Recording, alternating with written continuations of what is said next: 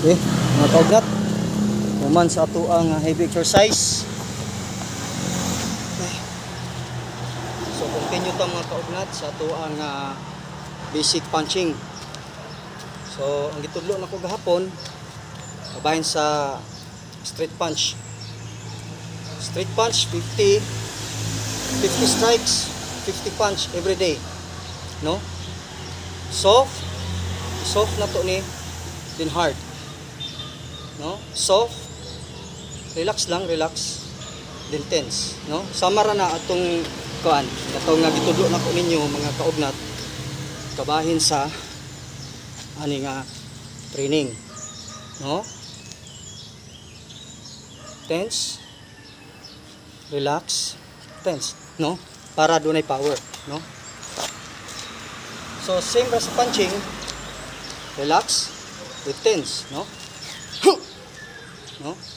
Straight punch, no? Ano siya dre? Straight punch, hard, relax na pugka dre, then hard, no? Dapat ang pag mo strike ka, dapat sa inani nga posisyon tanan parehas man gyud siya weight, no? Pero adto na ta sa fighting stance, lahi na pud siya. So itudlo ra na ako na ninyo mga kaugnat pag train ang atong punching. Pag train nato punching. So ang pagabuhaton nato karon mga kaugnat kabahin sa kabahin sa control sa punching. Breathing. No? So relax, tense, no? Relax, tense, no? Relax lang, tense, no? Una makasyakit. No, dapat dili maguna ang yang shouting niya, dapat sabay sa pag-strike, sa pag-suntok. Then dapat ang atong shoulder dili kay naka-steady lang, no?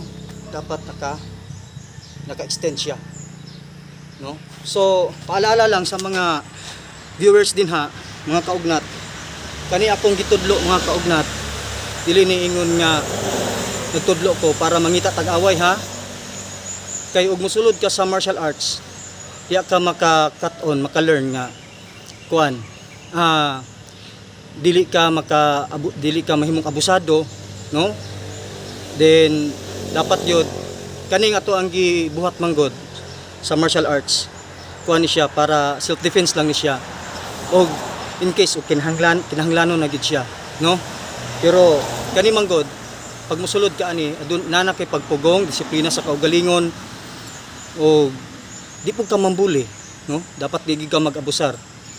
No, muna nga gyangyo nako ang mga ginikanan labi na karon nga summer.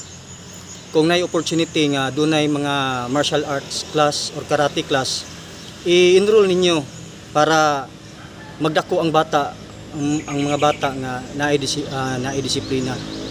So ako mga kaugnat sa ako wala gyud ko ngabot na lang ko aning pangidara, wag gyud ko kakita og enkwentro bisag asa gawas og mga tournament sa kaniadto kay sige ta ana na time. So mo kadto mga kaugnat, no? Ang gitudlo nako karon kabahin sa breathing og sa control sa imo ang kusog, no? Soft and hard, no? Timanin ninyo na mga kaugnat. So kaning gitudlo nako nga posisyon para ni sa mga beginner, no? Para sa mga beginner. Then sa squatting or sa sumo stance, kung